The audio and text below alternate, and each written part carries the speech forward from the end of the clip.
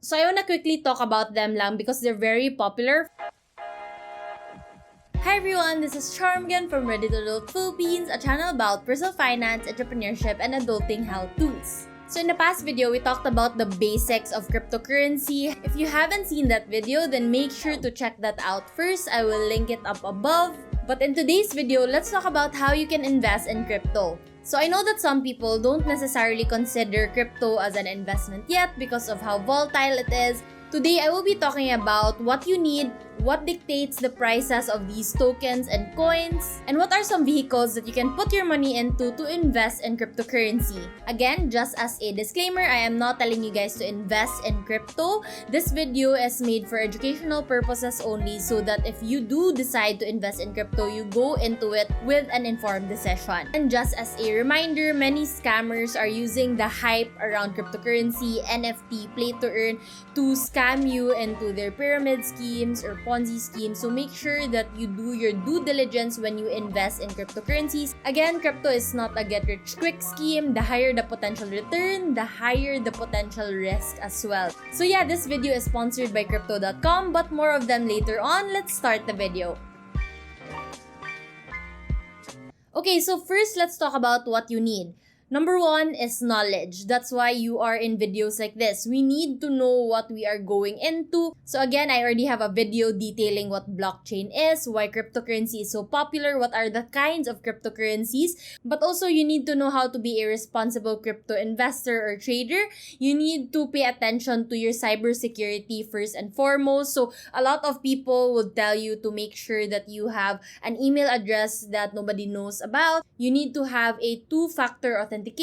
So I personally use Google Authenticator, but there are also others out there just to have that added layer of security. Of course, all the other basic security essentials as well when it comes to creating accounts. Make sure that you don't have a very easy password. Beware of phishing emails, calls, and etc. Use a secured internet network and make sure that your phone is secured. Not anybody can just, access your phone. So yeah, knowledge or learning about all of these things before getting into cryptocurrency. Again, the good and the bad about the technology and how it could possibly be a threat to the security of your cryptos. Make sure to study all of those first. The second thing that you need is money. Of course, if you want to invest in cryptocurrency, you need to be able to have money to put into your exchange, your brokerage, or your crypto wallet. So there are some ways wherein you don't really need a lot of money or no money at all to gain cryptocurrencies. Like before, they were just giving cryptocurrencies for free if you check in every day through a browser or stuff like that. But generally nowadays, especially if you want to buy cryptocurrencies that have large cap or the more famous cryptocurrencies, then you will need money. So I won't go into detail so much about how you guys can earn money. I have videos about that in my channel already. Let's move on to the third one. Okay, we need a brokerage or an exchange to buy or trade cryptocurrencies. So I already did a previous video on 6 cryptocurrency exchanges that are most commonly used here in the Philippines, so you can check that out. But basically, there are 4 types of crypto exchanges. First is the classic crypto exchange. The second is the peer-to-peer crypto exchange. Third is a brokerage or CFD trading. And lastly is a derivatives exchange. So an example of a brokerage or an exchange is the crypto.com app and the crypto.com exchange or the website. So the first 3 are very similar to what we need when we invest in the stock market. So what sets cryptocurrency apart? The fourth thing that we need is a wallet. So when it comes to a wallet, there are 3 types of wallet. So the first type of wallet is the app or software. So for example, I have a crypto.com app that has a custodial wallet in it. What custodial basically means is that I don't have the private keys to those coins. I have the public keys. So it is custodial because crypto.com has the private keys for those. But they also have a DeFi wallet, which is a non-custodial wallet. So this is where the term not your keys, not your coins comes in. So with the DeFi wallet, you have access to your private keys and your public keys. So a public key is like parang your account number, and the private keys are like your password. So if you have that it means that your coins are really yours. The danger of leaving your crypto in a custodial wallet inside a brokerage or an exchange is that if they do get hacked, they could have access to your coins. So it is really safer to move them to a decentralized wallet, which brings us to the second type of wallet, a hardware wallet. So the most famous one for this is the storage device from the brand called Ledger. It is like a USB device that stores an encrypted private key. So whenever you want to access your cryptos, you have to plug that in so that you have access to both your public and private keys. So when you are investing in crypto, this is considered a must-have. It serves as a hardware wallet in securing and managing your own crypto accessibly and safely. So you can actually use the Ledger as well to store your cryptos, for example, from crypto.com. So now let's move on to the third type of wallet, the paper wallet. So this isn't really as commonly used nowadays. So this is literally a printed piece of paper that contains your keys and your QR. So you guys can see why this isn't really as commonly used nowadays. You can lose that paper and that's going to be a very big problem. So a lot of people would actually consider paper wallets as quite unsafe nowadays. So yeah, maybe just stick to the first two types of wallet that we discussed earlier. So right now, I want to quickly walk you guys through how I personally buy cryptocurrencies. Like I said, I like using crypto.com. You can cash into your crypto.com through credit card. For the first month, they waived the 2.99% fee, but you might have some fees on your credit card's end. So like in the Philippines, medyo mahirap to choose which credit cards they accept. What I use is my Union Bank, but like for example, my Citibank gets declined. I know BDO is quite strict with that as well. So make sure to check online if the credit card that you are using is crypto friendly. So what I do instead of cashing in through credit card and to lessen the fees na din is I cash in through a local exchange. So for example, I like using PDAX. So with PDAX, it's actually very easy to cash in kasi ang daming options for Filipinos, from online banking to e-wallets to over-the-counter payments. I personally like using e-wallets. I use my GrabPay kasi real-time yung pag-transfer and the fee is only 1%.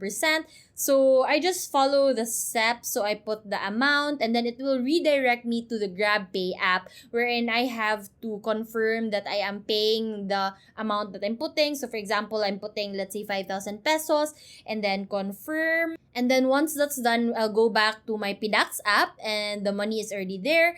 And then from here, I exchange my peso or my fiat currency to XRP. So why XRP? The fees for XRP are generally lower. There are also other coins that are low in fees, so I'll put them here. But yeah, I like using XRP. So after that, you have to transfer your XRP from the PDAX exchange to your primary wallet in PDAX. And after that, you have to choose the payment out option so that you can send it to other wallets. So it will be from your PDAX wallet to your crypto.com wallet. So this may take a few minutes. So just follow the instructions. Open your XRP wallet in your crypto.com. You have here your XRP wallet address and your XRP destination tag. Put that into the payment out transaction that you're doing in PDAX, and then you will receive an email that wants to confirm this transaction, and you just have to confirm that, and then in a couple of minutes it will go into your crypto.com. So just double check that your wallet address and the XRP destination tag is all correct. It has to be there so that it won't get lost in crypto space. So yeah, that's how I like cashing in to my crypto.com. I know it sounds very complicated, but once you get the hang of it and you do it for the first time, you will find that it's actually very easy. So why don't I just buy from PDAX if I already have a local exchange pala? The reason why is that crypto.com has way more cryptos available than PDAX. PDAX only has 14 cryptocurrencies available. So if I want to buy more, I go to crypto.com. Also, there is the DeFi wallet from crypto.com. So I want my cryptos to be really mine. So that's why I love the combo of PDAX and crypto.com. Now, speaking of crypto.com, again, they are the sponsor of this video. Crypto.com is the world's fastest growing crypto app. They have so many features, from an exchange to an app to a DeFi wallet, and of course, one of my favorites, a metal Visa debit card. With your debit card, you can spend your cryptocurrencies in real world. So you can use it anywhere where they accept Visa. And also you get cash back for every transaction. So they have here different tiers wherein you have to stake or keep a certain amount of CRO tokens, that's their native token, with them in the crypto app for 6 months. So their lowest tier of the metal card is the Ruby Steel, which you have to stake 400 USD or around 20,000 pesos. You get 2% cash back on all of your transactions and 100% cash back on your Spotify subscriptions. With the Royal Indigo and Jade Green metal card, you have to stake $4,000 or around 200,000 pesos, but you get 3% cash back on all of your transactions as well as 100% cash back on Spotify and Netflix. So that goes higher and higher in tier, but you can get an additional $25 if you sign up with my link in the description or if you use the code Ready2Adult Ph and you stake for at least the Ruby card. So again, you guys can use my code Ready2Adult Ph for an additional $25.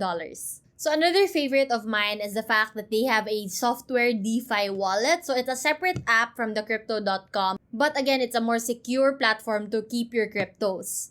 They also have this feature called Crypto Earn, wherein para siyang time deposit for your cryptocurrency. So you can calculate your rewards on their website. So for example, you want to deposit USDC. Let's say you want to put in $500 or around 25,000 pesos to stake it there or hold it there for 3 months. And you will earn 10% per annum on $50 of USDC and you will be paid weekly for this. So you can try out different tokens and different deposit amounts here. So if you have other cryptocurrencies and other platforms and they're just sitting there, then maybe you want to consider staking them in crypto.com's Crypto Earn. So I can go on and on about all the features of crypto.com. They're all great and they're very comprehensive platform. They now even have NFTs. So if you guys want to check them out, I will link them down below. And if you want to sign up to account, I will also link that down below, or you can use the code Ready2AdultPH. Again, thank you so much Crypto.com for sponsoring and for supporting this channel.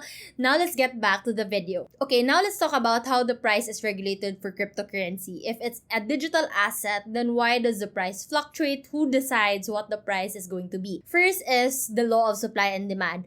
The more that people want to buy a certain asset, then the more the price goes up. It's very similar to how I explained it in my stock market video, so you guys can check that out. So the second one is competition. This has given more awareness to cryptocurrencies, and the more awareness it has, the more people want to get into crypto. So this also means that the more innovations other cryptocurrencies are doing, the more it is lifting the whole cryptocurrency platform as a whole. The third is regulation. So cryptocurrency, when it started back in the early 2010s, nobody really believed in it and understood what it was for. But now in 2021, there are a lot of institutions and governments that are actually incorporating cryptocurrency or Bitcoin. So the more that it is incorporated in economies and market, the more that it legitimizes this asset class for investment. And that brings us to the last reason, mass adoption. So it doesn't just stop with institutions, with governments.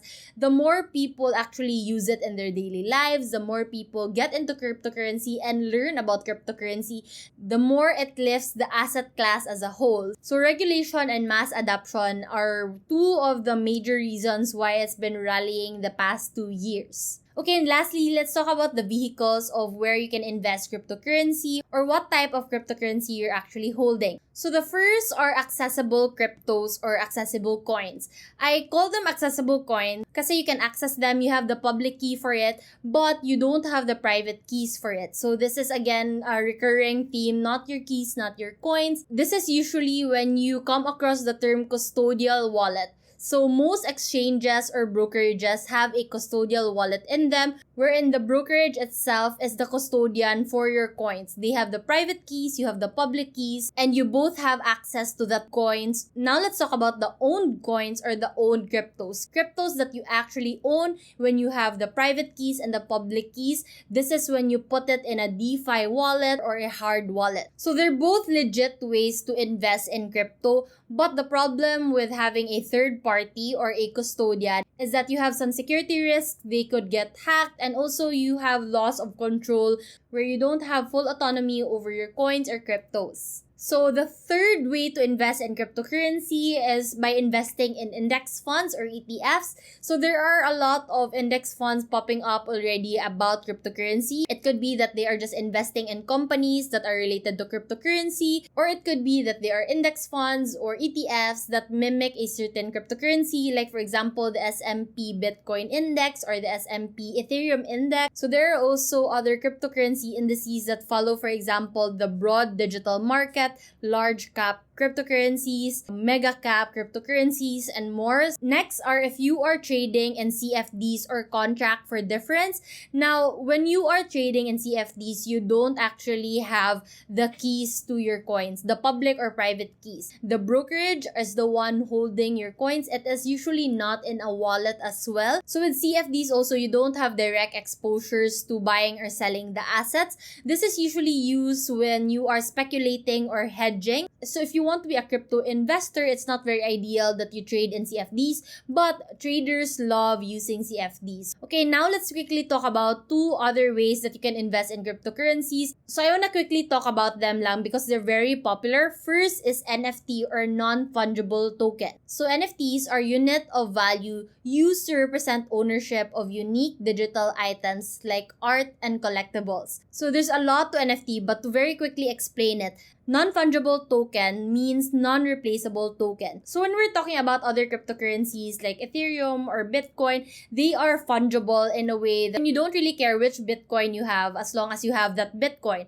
But when it comes to non-fungible tokens, it matters which one you have. So the standard for fungible Ethereum is the ERC20 token, and the standard for non-fungible assets is the ERC721. So that allows the developers to define a unique asset. So when we talk about NFTs, they need to be unique, rare, and indivisible. So that's why it's great for collectibles, for art, it can even be physical or digital art. For in-game items, like for example, skins or weapons, which I know a lot of people spend actual money, like in games, for example, Fortnite, right? So this can be great for those. It can also be used for items in the virtual world or even in the real world, like for example, cars or houses, so real-life assets. And also it can be used for identity-related properties like certificates and medical records. So with NFTs, you can make sure that unique assets are real, and when you transfer them from one person to another, that sale or that transaction is final. So this is really one of the things that make me really excited about real-world adoption of the blockchain technology. Now let's talk about play-to-earn games. So play-to-earn game, the most famous example is Axie Infinity. I've been asked a lot of times to review Axie Infinity, but to be honest, I don't personally play Axie Infinity, but I've heard a lot about them and I've done some research. Play-to-earn games are pretty revolutionary as well. You can earn in-game financial rewards. So I'll list down some other famous play-to-earn games here, but the key component to this model is that you give players assets that they can then grow by playing. So of course, there are different mechanics for every game, but the general rule is to keep playing and to win. So again, because this is the cryptocurrency world, defining ownership and transferring all of these assets can be done because of NFTs. So yeah, that's it for our video for today. If you guys want to learn more about cryptocurrencies, then make sure to join also the Crypto.com Philippines Facebook group or Telegram. I will link them down below. Again, thank you so much Crypto.com for sponsoring this video. So again, to wrap it all up, I want you guys to make sure that you understand cryptocurrencies. And also, of course, make sure that you are keeping your cryptocurrency secured. If you like this video, then please hit the thumbs up, subscribe to the channel, and ring that notification bell so that you get notified every time I make another video. Again, I know that adulting can be hard, confusing din yung cryptocurrencies, so that's why I love making these videos for you guys. This has been Charm again from Ready2Adult Philippines, and I will see you on my next video. So the more that is, oh my god, the more that it legit, the more that it lit, the more that it lit.